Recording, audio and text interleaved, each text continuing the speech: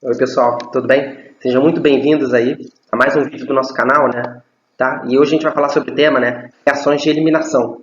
A gente vai abordar aqui as principais reações de eliminação, né? Que são as eliminações do tipo E1 e E2, que a gente já introduziu brevemente nos nossos vídeos anteriores de SN1 e SN2. Então, se vocês não se lembram, vejam os nossos últimos vídeos sobre substituição nucleofílica, né? E a gente vai falar ainda sobre um outro tipo de eliminação, que são as eliminações do tipo E1CB. Tá? Então, se você se interessa por esse tema, fica comigo até o final desse vídeo, que você vai falar aí dos principais aspectos envolvendo esse tipo de reação. Tá certo? Meu nome é Igor Dias Jurberg e essa aqui é a Orgânica Avançada. Vamos começar.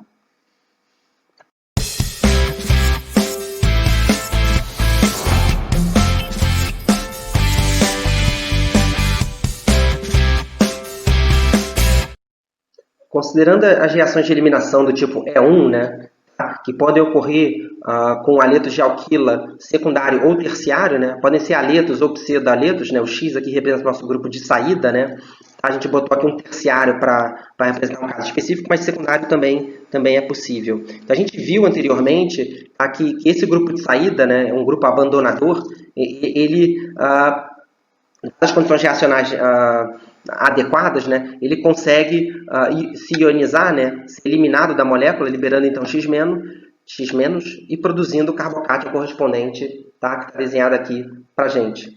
Esse carbocátion pode reagir com uma molécula nucleofílica, né, e sofrer o ataque aqui, tá, do par de elétrons desse nucleófilo sobre o carbocátion, gerando então uma espécie que é protonada e depois perde o próton, né, tá, produzindo então a molécula de substituição, que é esse cara desenhado aqui para vocês, e o H+, né, que é liberado no meio, tá, proveniente justamente desse ataque aqui, conforme mostrado mais à direita para vocês, e essa aqui é a reação de SN1. Tá? Isso foi tema do nosso vídeo anterior, a gente não vai discutir isso mais em detalhes, né, então eu vou deixar ele aqui mais apagado, tá? Só para vocês terem isso em mente. O que acontece é que uma vez que esse carbocátion aqui é formado, né, existe uma outra reação que pode ocorrer, dependendo das condições reacionais, que a gente também vai detalhar um pouco mais na sequência. O que é interessante que vocês tenham em mente, né, é que todo nucleófilo ele pode também funcionar como base. Na verdade, né, uma espécie que possui um par de elétrons, né, não ligantes, né, a gente pode entender ele como se fosse uma espécie, né, representada aqui por essa bolinha azul, né,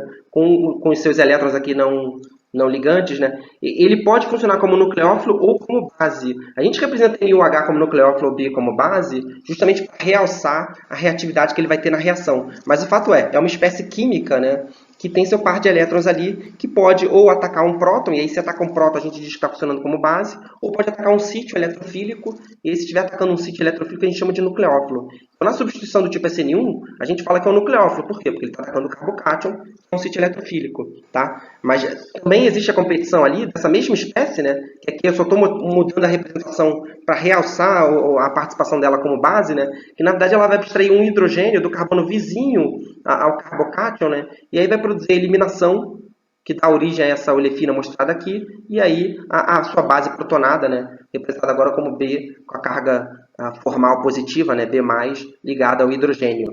Tá? Então, essa reação aqui ela é chamada de E1, porque a lei de velocidade que rege ela só depende do aleto de alquila original. Tudo bem? Então, ela tem uma forma matemática ali idêntica à reação de SN1. Tá? Se vocês lembrarem aí do nosso vídeo anterior. Tá certo? A expressão não é exatamente igual porque a constante de velocidade vai mudar porque é uma reação diferente. Mas a forma matemática, né, que só depende do aleto de alquila, né, essa forma matemática é a mesma. E aí, o mecanismo é justamente esse aqui, mais explicitado aqui à direita de vocês. Você tem o par de elétrons da sua espécie, né, que agora está funcionando como base, que vai abstrair o hidrogênio e vai promover essa eliminação aqui, dando origem, então, à olefina mostrada aqui para vocês. Tudo bem? Ok.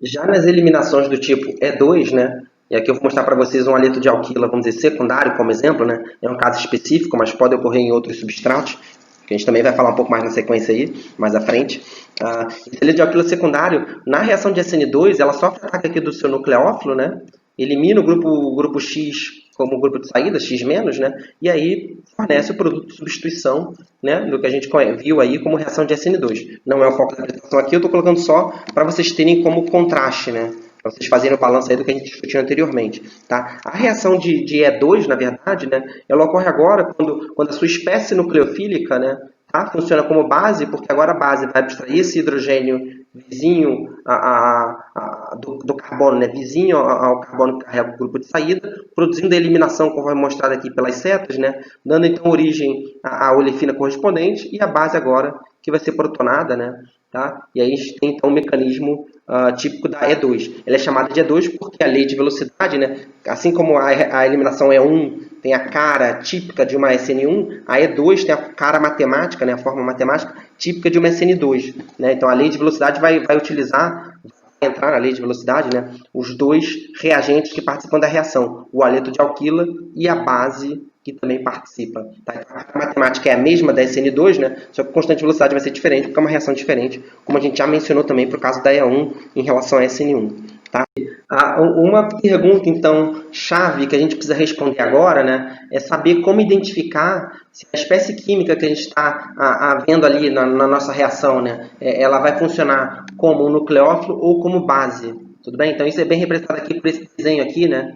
Tá? Aqui na parte direita superior de vocês. Aí tem nossa espécie química mostrada aqui como essa bolinha azul, né, com seu par de elétrons não ligantes, e aí ela pode funcionar como base, nesse caso abstraindo o hidrogênio vizinho, que daria origem à eliminação, produzindo a olefina e eliminando o grupo X, ou funcionar como nucleófilo, e aí faria o ataque aqui nesse carbono, né, que carrega o grupo X e eliminaria o grupo X como grupo abandonador, né? Nesse caso aqui representando uma reação de substituição do tipo SN2. Tudo bem? Então, para essa dicotomia de reatividade, né, entre a sua espécie química funcionar como base ou como nucleófilo, né, existem alguns fatores importantes que a gente pode considerar para entender essa tendência que essa espécie vai ter de reatividade. A primeira delas é avaliar se essa espécie, né, ela é uma base fraca ou uma base forte. Um outro aspecto é ver o tamanho que essa espécie química tem. Se ela tem um tamanho pequeno ou um tamanho grande, né? É uma espécie um pouco mais volumosa. Tá? E a outra é avaliar a temperatura da reação. Né? Temperaturas de reação mais baixas ou mais elevadas, né, vão favorecer um padrão de reatividade ou outro. Tá? De maneira geral, a gente pode representar isso, né? Pode separar essa reatividade da seguinte maneira. A espécie química que funciona como uma base forte, que tem um tamanho grande, né, e uma reação química com temperatura elevada, né, eu vou circular aqui de vermelho, tá? Porque ela vai favorecer a reação de eliminação. E aqui eu vou sublinhar de verde, né? Tá? Se essa espécie for uma base fraca, né, tiver um tamanho pequeno, submetida em uma condição reacional ali com uma temperatura baixa, tá, ela vai ter maior tendência a funcionar como nucleófilo em uma reação de substituição. Tudo bem? Resumindo isso, né, vocês vão ver aqui pelo código de cores também, né, também é escrito em vermelho então, né, resumindo isso que eu acabei de falar para vocês, se as espécies forem bases fortes, grandes, volumosas, né, em temperaturas elevadas de reação, a gente vai favorecer então a reação de eliminação. Tá? Se por outro lado a gente tem uma espécie química ali que é uma base fraca, pequena e submetida em temperaturas de reação que são mais baixas, né, a gente vai ter então preferencialmente uma reação de substituição sendo o nosso caminho favorecido. Tudo bem? Então isso é uma tendência geral que é importante que vocês tenham em mente, né, e vai ajudar vocês a distinguirem se aquela espécie química vai então estar funcionando como nucleófilo ou como base. Tudo bem? Então são linhas gerais aí que dão esse padrão de reatividade aí. Tá? E permite a gente distinguir, né, uma reatividade da outra. Ok? Agora, eu queria apresentar para vocês alguns aspectos importantes, né, que vão levar à formação, né, de regioisômeros e ou estereoisômeros, dependendo do haleto de alquila ou a cadeia carbônica que a gente tem ligado ao nosso grupo de saída, né, nas reações de eliminação do tipo E1. Tudo bem? Eu vou dar dois exemplos para a gente poder falar disso de maneira um pouco mais específica. Partindo desse álcool terciário aqui, né, esse álcool terciário pode ser tratado com ácido e dá origem a dois tipos de olefinas potenciais. Percebam que numa olefina a gente tem ela formada aqui vamos dizer, com a olefina externa ao ciclo, né, e a olefina interna ao ciclo. Né, são duas regiões diferentes e a gente nomeia esses dois tipos de isômeros, né, como regioisômeros, porque eles são formados em diferentes regiões da molécula. Em termos de mecanismo, né, a gente tem a protonação do álcool e a gente forma esse intermediário aqui, né, OH2+. Tá? que nas condições reacionais ele tem a tendência a se ionizar, então ele é eliminado, né, formando um carbocátion intermediário aqui, que eu vou desenhar para vocês aqui embaixo. Tudo bem? A gente forma esse carbocátion aqui intermediário, né? E aí existem dois tipos de hidrogênios não equivalentes que podem ser eliminados para formar essas duas olefinas que a gente já descreveu. A gente pode eliminar esse hidrogênio marcado em azul aqui, né? Ou esse hidrogênio marcado em verde aqui. Tudo bem? Então, se a gente eliminar o hidrogênio marcado em azul, a gente tem essa olefina aqui externa ao ciclo, né? Seria essa eliminação vindo para cá. Se a gente eliminar o hidrogênio em verde, a gente vai ter essa ligação CH vindo para cá, né? E vai formar a olefina interna ao anel. Tudo bem? Se a gente considerar agora um outro exemplo desse álcool aqui, né? Tá? Que é tratado também com ácido, a gente passa por um mecanismo muito similar, a gente protona o oxigênio, formando o H2+, que se ioniza, forma um carbocátion. Esse carbocátion pode ser eliminado, dando origem, pode produzir a eliminação do hidrogênio, né? Dando origem então à olefina com uma estereoquímica E, ou uma estereoquímica com olefina Z. E aí, nesse caso, são dois estereoisômeros. Tudo bem? Para descrever o mecanismo aqui em detalhes para vocês, né? A gente passa, tá, por esse oxigênio aqui que é protonado, né, formando a mesma espécie ali do que nosso caso anterior, tá? A gente elimina esse OH2+, que é eliminado como água, né, que é uma forma neutra, e forma esse carbocátion aqui intermediário. Vou desenhar para vocês aqui. Tudo bem? Aí, essa molécula aqui, ela também tem dois hidrogênios possíveis, né? Eu vou desenhar aqui para vocês também, que podem sofrer eliminação. Tá? Então, pode ser esse hidrogênio azul aqui, né? Vamos dizer que ele esteja para frente. Vou fazer aqui uma alcunha mais marcada para frente. E um outro hidrogênio aqui que está para trás. E a gente vai discutir por que a posição relativa do hidrogênio que vai ser eliminado em relação ao orbital P do carbocátion, né, é relevante. Mas a gente tem esses dois hidrogênios aqui que podem ser eliminados, né, e dependendo de quem é eliminado, isso vai dar origem à geometria da olefina que a gente observa aqui. Ou E, nesse caso aqui, ou Z, nesse caso aqui. Tudo bem? Então é isso que eu gostaria de discutir com vocês agora nessa parte. Tá? Então, o que é interessante vocês terem em mente, né, com uma consequência, com uma necessidade geral para as eliminações do tipo E1, tá, é que a nova ligação π que vai ser formada, né, ela só ocorre se o orbital P vazio do carbocátion e a ligação CH que vai ser quebrada, né, eles estão alinhados paralelamente. Então, em 3 dimensões significa isso, né? Significa dizer que essa ligação CH aqui se alinha paralelamente ao orbital 2P vazio aqui, né? E aí sofre eliminação, né? Vou fazer aqui o desenho para vocês. Sofre eliminação de acordo com essa seta mostrada aqui, formando a insaturação entre esses dois carbonos. Tá? Então, eles estão um colocados na frente do outro ali no espaço, né? Se a gente pensar em termos de projeção de Newman, tá? É isso aqui, né? Você tem um orbital 2P na frente, a ligação CH atrás, né? Eles estão alinhados paralelamente. Tudo bem? Então, isso é necessário para que a eliminação E1 ocorra. Tá certo? Agora, com isso, né, a gente vai para as duas regras gerais que permitem a gente antecipar quais são os produtos formados de eliminações do tipo E1. E a primeira regra que eu queria apresentar para vocês é essa aqui, que as eliminações E1 elas geralmente levam à formação de olefinas mais substituídas. E essa é conhecida como a regra de Sites-F. Tá? Então, isso explica a formação dos regioisômeros. Se a gente voltar aqui no nosso exemplo primeiro, né, a gente vai ver aqui que a gente tem as duas opções, entre a olefina que é dissubstituída, que é essa aqui, tem 2 substituintes só, e essa olefina aqui que é trissubstituída. Tem 3 substituintes aqui na olefina. Tá? Normalmente esse produto aqui, ele é o produto que é tipicamente formado como majoritário. Tudo bem? Porque obedece essa regra de Sites-F. A gente sabe que as olefinas que são mais substituídas são os produtos termodinâmicos, né? Mas as reações de eliminação E1, elas podem estar em controle termodinâmico, mas a gente também tem vários argumentos cinéticos, né, que correspondem à formação da olefina. Então, mesmo por argumentos que não sejam só termodinâmicos, né, argumentos cinéticos, o estado de transição envolvido no processo que leva à formação da olefina que é mais substituída, ele é o de menor energia. Então, Então, por esse estado de transição associado à formação dessa olefina mais substituída, também ser menor energia, ele é um argumento aí que favorece, né, e que explica a regra de Sites-F. Tudo bem? Ok. Então, em termos de regra isômero, a gente espera que seja a olefina mais substituídas formadas como consequência das eliminações do tipo E1.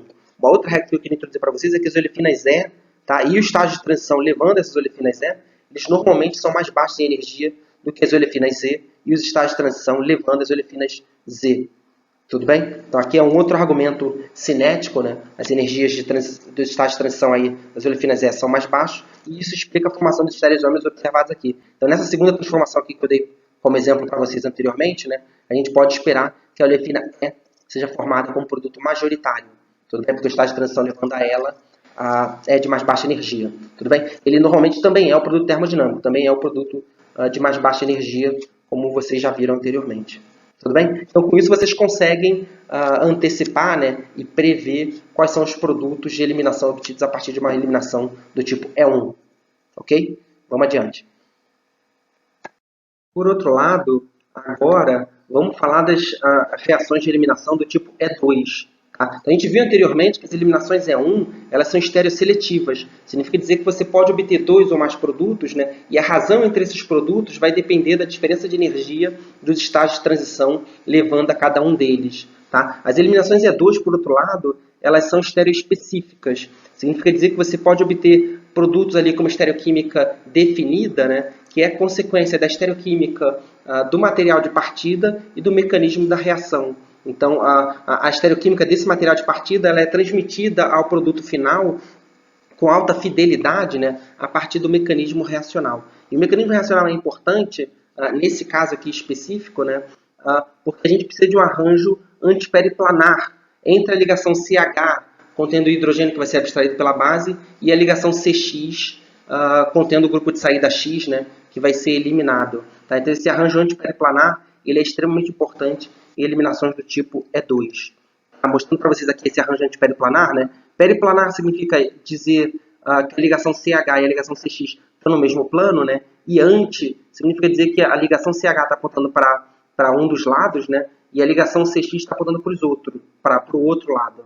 Tudo bem? Se a gente pensar em termos de orbital molecular associada a essas ligações CH e CX, né? A gente tem esses orbitais aqui. Então aqui a gente tem o carbono, né? Com seu orbital hibridizado sp2 ou sp3, tipicamente, né, ligado ao hidrogênio. Então aqui a gente tem um orbital sigma ligante, né, então um orbital sigma CH, que é um orbital ligante, e aqui a gente tem um orbital antiligante sigma estrela CX, né, associado à ligação CX. E a gente vê que essa ligação CH aqui, né, que está pintada em azul, ela está em fase com esse lóbulo azul aqui do orbital sigma estrela CX. Tá? Então você tem esses dois partes aqui dos orbitais que estão em fase, né? Então você tem uma doação eletrônica da ligação CH, que é um orbital duplamente ocupado, né, com dois elétrons, né, para o orbital sigma estrela, que é um orbital vazio.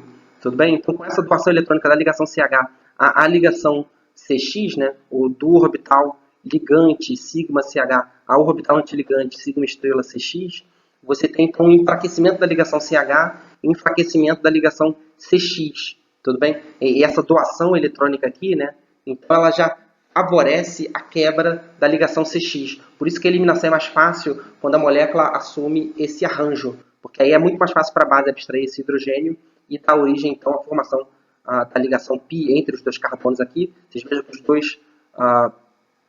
os dois orbitais associados a cada um dos carbonos, né, eles já estão com alinhamento paralelo perfeito, né, tudo bem? E essa ligação CX aqui enfraquecida, né, é mais fácil de eliminar o grupo X, tudo bem? Então esse arranjo é extremamente importante por causa desse recobrimento orbitalar mostrado aqui para vocês, tá certo? Então eu vou fazer alguns comentários agora sobre essa estereoespecificidade das ligações E2, né, e vou começar aqui o primeiro exemplo tratando desse diastereoisômero aqui, tá? Uma estereoquímica relativa assim, né? A gente tem a metila apontando para frente e o bromo apontando para frente, tratado com hidróxido de sódio, produz a olefina E, tudo bem? Porque os dois grupos aqui de maior prioridade, que são as duas fenilas, né, estão trans uma em relação à outra.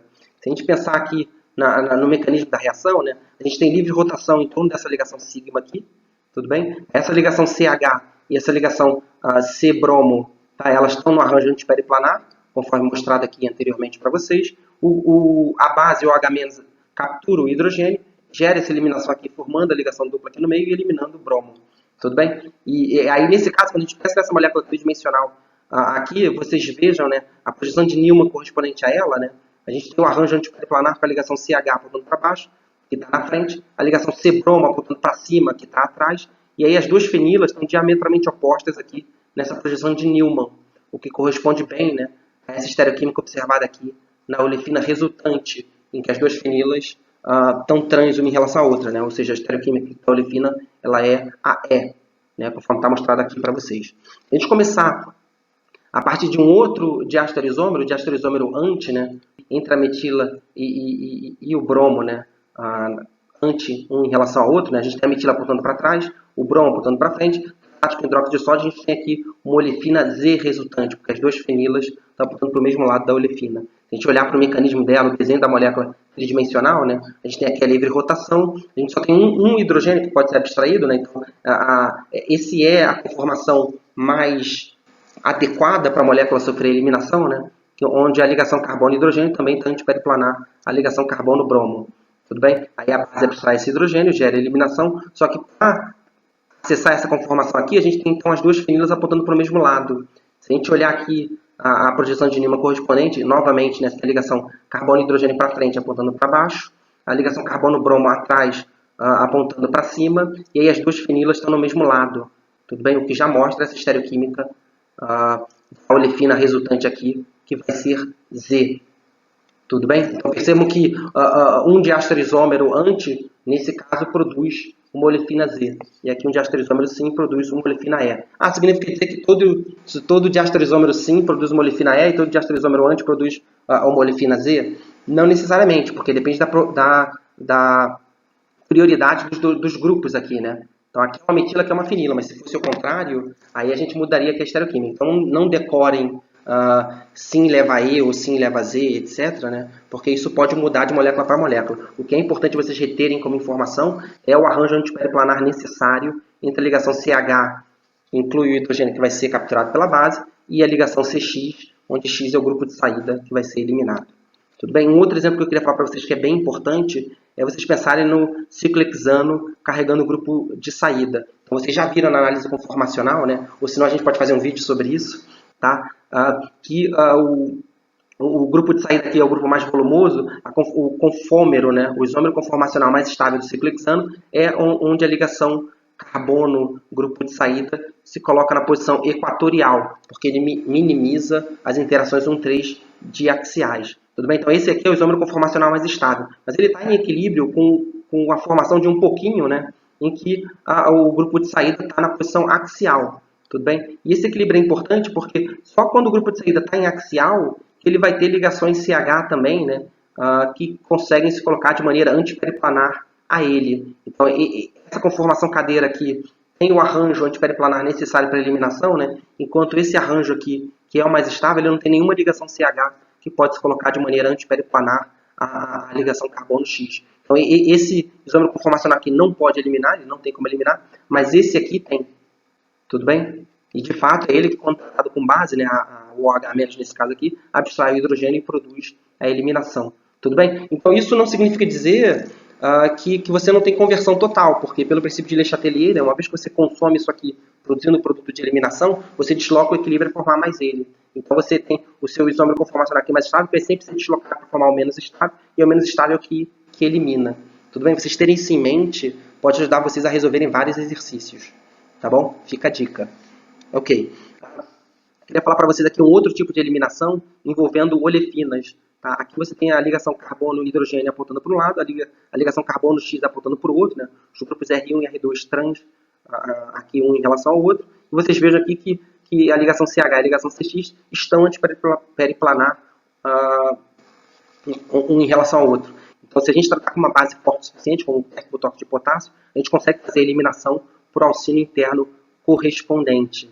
Tudo bem? Agora, um caso especial que eu vou falar para vocês é no caso da gente ter uma olefina com o grupo R1 e R2 cis, um em relação ao outro, a ligação CX e a ligação CH agora, no arranjo sim periplanar. Eles estão no mesmo plano, mas a ligação CX e a ligação CH estão apontando para o mesmo lado. Então, esse é o arranjo sim periplanar, em contraste com o antiperiplanar, que eu apresentei anteriormente para vocês. Tá? E esse exemplo aqui ele é especial, porque nas moléculas com ligação simples, né, elas têm livre rotação em torno da ligação simples. Então, a molécula podendo rotacionar, ela vai rotacionar para obter o arranjo antiperiplanar, que é o mais adequado para a eliminação. Essa ligação dupla aqui, ela não pode rotacionar. Tá? Ligações duplas têm uma barreira de rotação muito elevada. Então, aqui o caso é, nas condições reacionais, né, sendo tratado com tóxico de potássio também, ou outra base forte, né, ou você tem a reação de eliminação, ou você não tem. Tá? Porque você não pode rotacionar. E aí, o que acontece nesse caso é que a eliminação ela também ocorre, mas ela é significativamente mais lenta. Tudo bem? Então, você também pode eliminar um arranjo sim periplanar, mas ela é significativamente mais lenta em relação ao arranjo antiperiplanar. Nesse caso aqui, a reação também ocorre, só que ela é bem mais lenta. Tudo bem? Ok, então esses são casos especiais para vocês terem em mente, tá certo? Qualquer dúvida, por favor, deixem aí nos comentários. Tá? O que eu queria falar para vocês agora, então, é uma tendência geral das eliminações E2 que segue uma tendência geral das eliminações E1 que a gente apresentou anteriormente. As eliminações E2, em geral, né, elas levam as olefinas mais substituídas. Então, se vocês forem fazer a eliminação ali e tentar antecipar, prever o produto que vai ser formado de uma eliminação do tipo E2, normalmente tá, você vai obter também a olefina mais substituída, contanto que o hidrogênio que pode ser abstraído ali consiga se colocar num arranjo antiperiplanar. Tá certo? Se você tiver mais de um hidrogênio que pode ser eliminado ali, né? Então a molécula você vai ter que estudar as conformações que a molécula pode assumir para chegar nesse arranjo antiperiplanar, e aí vai ter estereoquímicas diferentes, possivelmente, dependendo do hidrogênio que é abstraído pela base. Tudo bem? Agora, o que é importante mencionar para vocês é que se a gente utilizar bases volumosas, a gente vai favorecer, nesse caso, uma eliminação que leva à formação da olefina menos substituída. Tudo bem? Então, a gente consegue ter, mesmo nas eliminações E2, olefinas que são regioseletivamente formadas para a olefina menos substituída, tá? Quando a gente utiliza essas bases que são mais volumosas. Essa eliminação é chamada de eliminação de Hoffman e o produto de eliminação é chamado de produto de Hoffman. Tá certo? Não confundam com uma reação de nome, né, uma name reaction, que é chamada de eliminação de Hoffman, que normalmente é uma cadeia alquílica, né, com uma amina que ela é polialquilada, né, até formar o grupo amônio correspondente ali em volta do nitrogênio, enquanto você aquece, né, e aí ela sofre eliminação gerando a olefina correspondente e a amina neutra associada. Essa reação é chamada de eliminação de Hoffman também, tudo bem? Mas é importante que vocês distingam isso, quem é quem aí nesse caso, dependendo do contexto. Então, reações de eliminação em geral, que você dá origem à olefina que é menos substituída, chamada de produto de Hoffman, associada a uma eliminação de Hoffman também. Mas a name reaction, a eliminação de Hoffman, está associada à reação de amina, que eu acabei de descrever. Tudo bem? Ok. Uma última eliminação que eu gostaria de apresentar para vocês aqui hoje são as eliminações do tipo E1CB. Tá? E elas ocorrem com substratos especiais, que são substratos carbonilados, né, que tem um grupo substituído na posição beta, que é o seu grupo de saída. Então aqui está um grupo OH, que vai abandonar a molécula como OH-, né? Mas poderia ser também um outro grupo abandonador, por exemplo, um halogênio, né? Ou um pseudo-halogênio, que eu estou representando aqui como grupo X. Tudo bem? Mas eu vou mostrar aqui o caso particular do grupo OH, porque ele é interessante por alguns aspectos. Normalmente essa eliminação E1CB ela é feita em condição básica.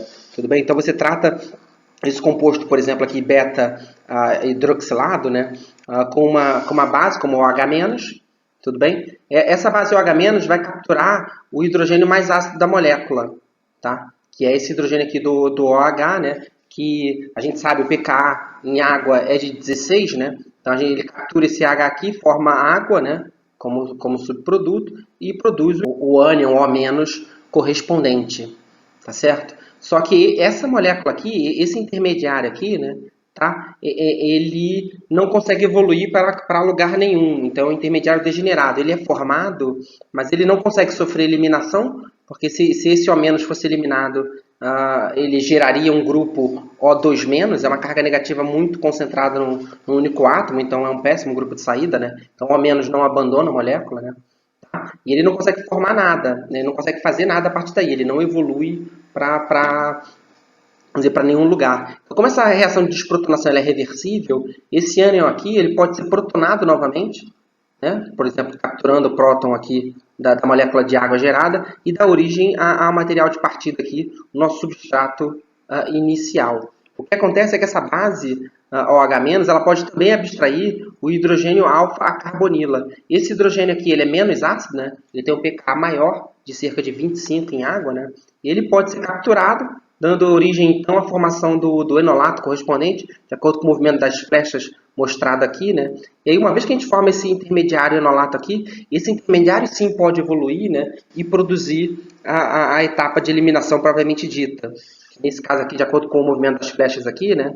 Vocês vejam a par de elétrons aqui do oxigênio, ele migra aqui recuperando a carbonila, a ligação dupla do enolato migra aqui entre os carbonos alfa e beta, né, e elimina o H- como grupo de saída. Essa eliminação é chamada de 1CB, né, e aí essa sigla é uma sigla, bom, que faz referência à literatura em inglês, né, é uma eliminação unimolecular, porque na lei de velocidade dessa reação só entra o substrato inicial, que é essa beta-hidroxicetona, né, tá? E o CB significa conjugate base, quer dizer base conjugada. É uma eliminação realizada aí a partir da base conjugada, tá? Que foi obtida aí a partir dessa desprotonação. E aí a gente obtém então o composto carbonilado alfa-beta-saturado correspondente, né? E o nosso grupo de saída OH-. Tudo bem? Ok. Agora, eu queria fazer com vocês um resumo, né, sobre as reações de eliminação ou substituição que a gente pode encontrar, dependendo do substrato que a gente usa, né, uma metila ligada a um grupo de saída, uma cadeia primária, uma cadeia secundária, terciária, ou um grupo X ligado na posição beta em relação ao derivado carbonilado, né, dependendo das condições reacionais. Se a gente utilizar, por exemplo, o nucleófilo fraco, o nucleófilo que a gente chama pobre, né, nucleófilos fracamente básicos, como por exemplo o iodeto ou o ânion de tióis, ou nucleófilos fortemente básicos desimpedidos como alpóxido, ou nucleófilos fortes mais impedidos como DBU e terquibutóxido. Tudo bem? Então aqui a gente usa conhecimento, né, que foi apresentado hoje no vídeo de eliminações, mas também os vídeos anteriores de substituição SN1 e SN2 e o vídeo de solventes. Se vocês não viram, por favor, deem uma olhada aqui no canal e consultem esses vídeos. Tá? Então, qualquer coisa, pausem essa parte aqui, deem uma olhada na tabela e qualquer dúvida, né, deixem aqui nos comentários, tá, que eu respondo para vocês. Tudo bem? SR significa sem reação. Tá bom? Ok. Bom, chegamos ao nosso final. Eu espero que vocês tenham gostado dessa apresentação. Se foi o caso, se inscrevam no canal, se você ainda não é inscrito, né? Recomendem aos amigos, deem seu joinha, tá? Ajude a gente a crescer aí. E que o YouTube divulgue esse vídeo, né, para mais pessoas, tá certo? Pessoas que se interessam aí por química orgânica, síntese orgânica, tá bom? Bom, com isso eu me despeço de vocês, né, e a gente se encontra então no nosso próximo vídeo, tá? Um abraço.